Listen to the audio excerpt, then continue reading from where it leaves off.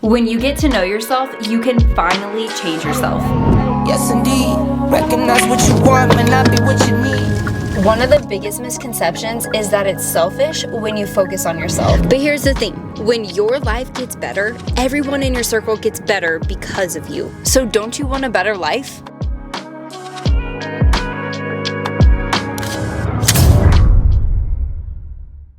Hey, welcome to Tea with Callie. Every Tuesday, I go live where I answer your questions about the Enneagram and life. Here is a recent clip from Tea with Callie. I know it's going to impact you. Why find out your Enneagram type? I know that seems kind of blunt and I really mean it friendly, but why is it important? I love that question. I like blunt people, so you're totally great. That is a really good question. So first thing is can you live a successful life without knowing your Enneagram type? 100%. The Enneagram is not this be all, you have to know your type and you have to understand the depths in order to be a great human. That's not the most important thing is that you know Jesus and you connect with him and you understand who you are in him.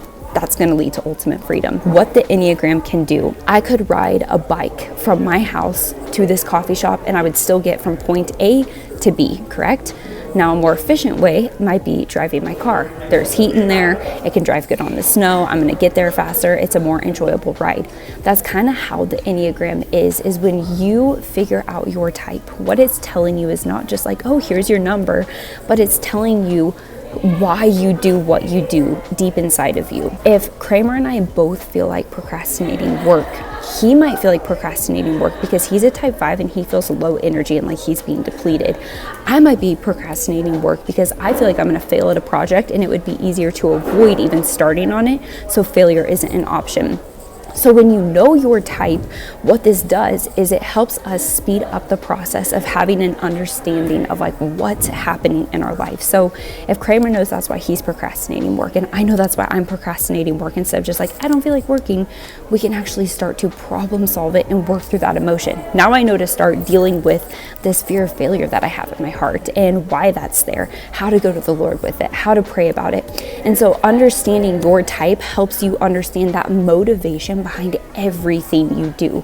That's what a type is it's literally identifying that motivation of a subconscious fear that you run away from. The other thing that's so helpful with knowing your type is every single type is connected to two different numbers. So when you are healthy or unhealthy, you can look like two completely different numbers.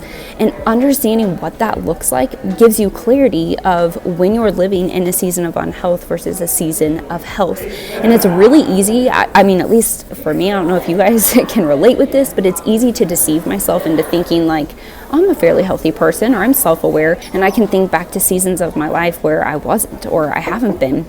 And what's helpful, instead of emotionally just trying to judge yourself, having the Enneagram wisdom and knowledge show you what you look like in unhealth and health is just a clear look in the mirror of wow, I'm living in anxiety, and I was naming this as being super prepared or really working through worst case scenarios in my head, thinking it was helping me, but it's actually hindering me.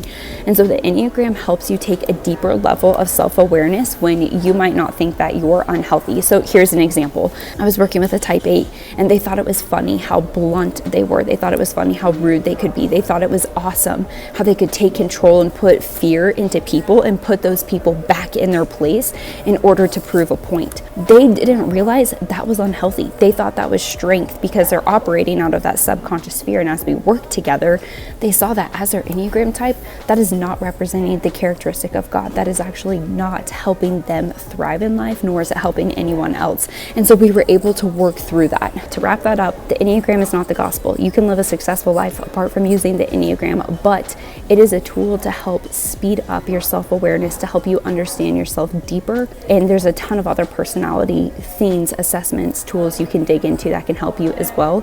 And I would encourage you to do that. The goal is that we get to know ourselves our whole life and we become more and more like Jesus. Thank you so much for watching the video today and choosing to just give me a little bit of your time.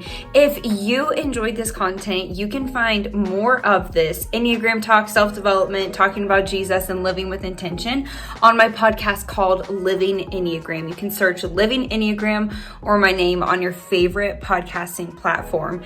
And if you're like really wanting to grow and bring out more potential within you, I have a free training that I would love to invite you to. What we do in this training is talk about how to get unstuck, how to understand yourself so that you can really create a life that you love to live. And that free training is just linked down below in the description, and I hope to see you there.